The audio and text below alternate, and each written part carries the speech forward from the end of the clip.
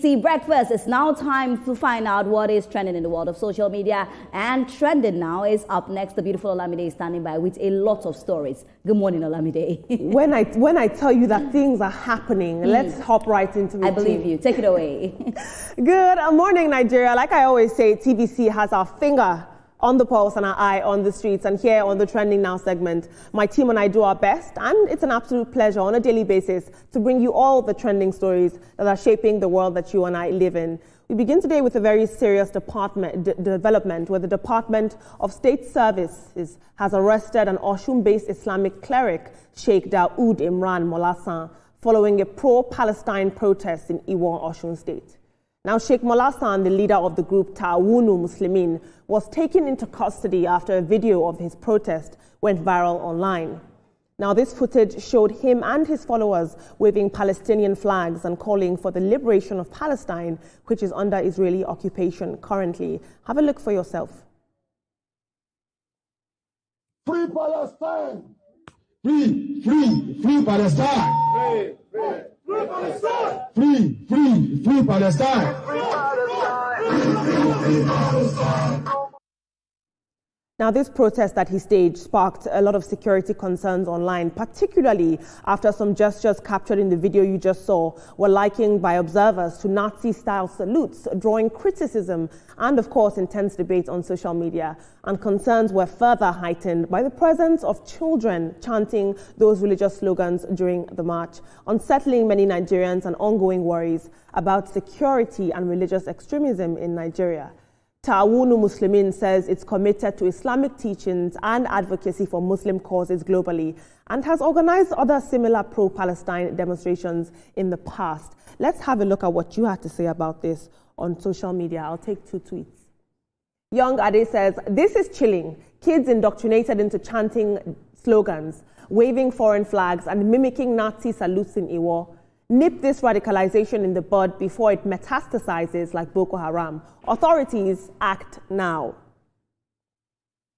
King Larry says in 2024, Nigerian authorities and security officials interpreted the waving of foreign Russian flags during protests as potentially treasonable. The Nigerian government said it undermined national sovereignty, incited foreign intervention, called for a military overthrow, and showed disloyalty to the government. I expect them to do the same to these people, irrespective of their tribe or political party.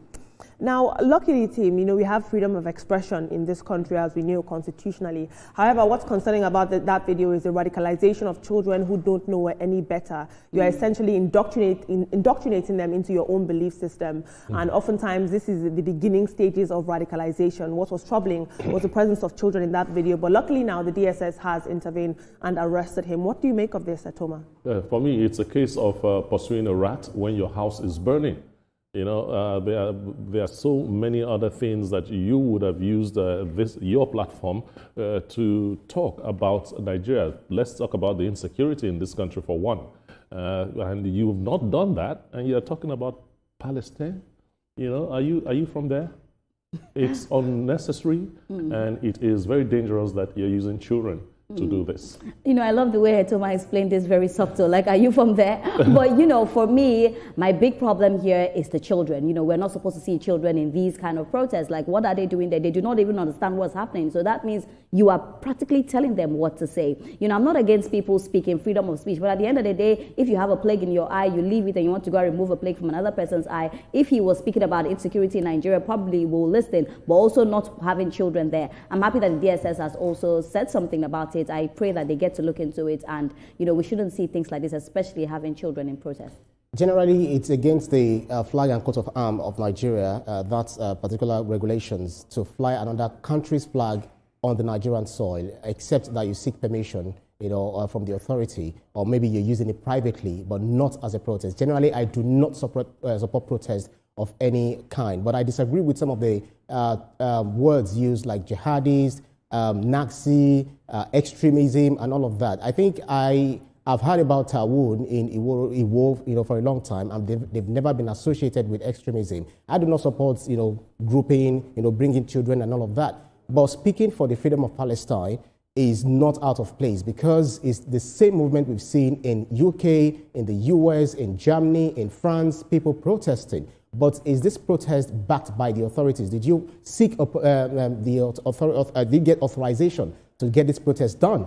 But anything we want to do, whether they spoke about insecurity happening in the country, I believe that every single sane person has done that either in their own private quarters or even in the media. So whatever it is, the DSS has arrested them, but they need to also ascertain what kind of group are these? Do they have extremist tendencies and all of that? Ibrahim, so that I agree with you. We do have to be very careful in our verbiage. You know, those words are very inflammatory and abrasive. However, what else can you liken that gesture to other than Nazi? Tell me what that gesture means. I'm not talking about their cause now of supporting Palestine. I'm talking about the Heil Hitler salute. What else could you liken that to? Well, I did not get the gesture. I do not. That's why I said I don't know much about the group. I've heard about the name, but there is nothing evidential. So the only thing you're saying we have to compare it to. So what I'm saying basically is that asking for freedom of the Palestinians is not asking for freedom for the Muslims. It's also the Christians in the Palestine that have been killed. It's also the Muslims and I'm not even disputing the Jews. That. I'm saying that gesture that we're seeing right now on our screen, what else can it be That's why I'm likened saying that insecurity, if the DSS sees anything that is unsettling rather, they should investigate into it. But using words as extremist, jihadist, and some of those words, I don't think it's properly described. I completely agree with you. Right. Thank you so much for your input, team. Yeah. Moving on into the world of social media, where the former First Lady Aisha Buhari has revealed that rumors within the presidential villa once suggested that she planned to harm her husband, the late President Muhammadu Buhari, leading him to temporarily in their marriage distrust her and change his personal habits.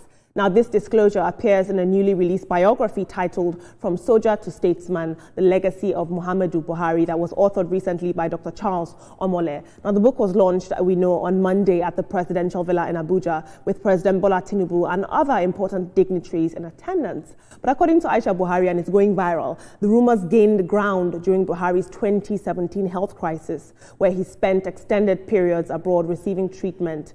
She said that these claims caused Buhari to lock his room, stop meals, and discontinue supplements that she'd overseen for years. She noted that the changes affected his routine for nearly a year, describing the situation as a result of misinformation and mismanagement. The former president passed away in London on the 13th of July, 2025. Aisha also revealed that she has no plans to remarry, saying that she intends to live a quieter life focused on her family, her philanthropy, and travel. Very interesting. To us, it's just politics, but these are real people with real personal family ties involved. Let's have a look at social media. Let's see what you had to say about this. A. Adebanji says, this only shows how deeply the people around him toyed with his mind. They planted so much fear and suspicion that he began to doubt even his own wife. That inner circle, the so-called cabal, didn't just isolate him. They distorted his judgment and in the process badly damaged his government. And Jeremiah Robert says, Aisha Buhari just made it clear. She's done with marriage and it's not about morals, it's about practicality. With grandchildren and a life already lived at the highest level, she's choosing peace, stability, and freedom over another wedding. One marriage, one legacy, no regrets. Honestly, can you blame her? Some chapters are best closed elegantly. Very interesting. You know, oftentimes we've spoken about the role of a first lady. You have these powerful men in power, but not, I wouldn't say in the shadows, but then you have these women who are supplementing their food and taking care of them while we watched on while Buhari battled a health crisis. And Aisha was there all throughout, and yet she seemed to bear the brunt of his suspicion. Letoma, very quickly, team. Look, if you take a public office, if your husband takes a public office, and that is where I sympathize with the women a whole lot, you know, they take over.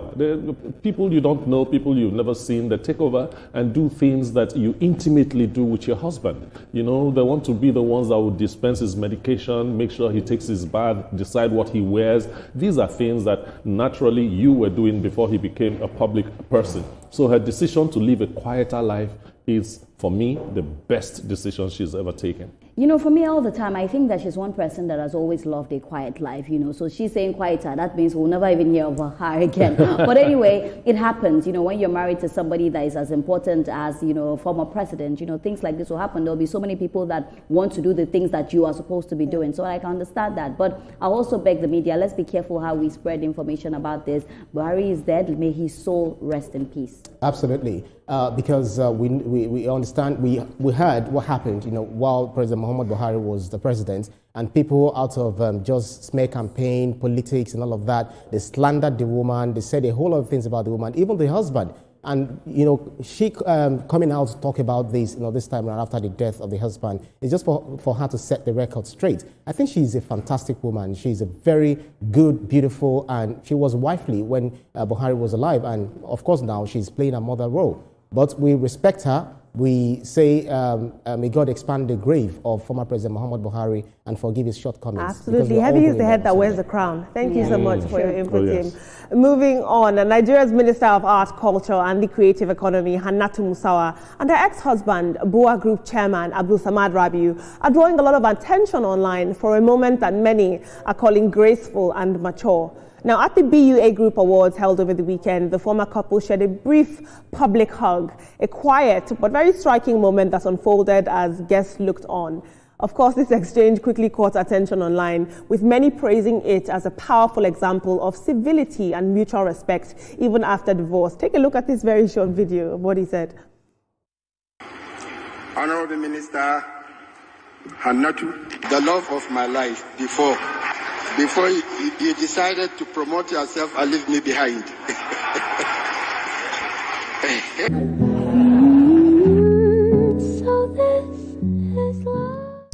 Now, we live in a world where separations often play out very bitterly, but this simple gesture stood out as a reminder that co-parenting and dignity can coexist. It doesn't always have to be messy. Let's have a look at social media. Let's see what you had to say about this.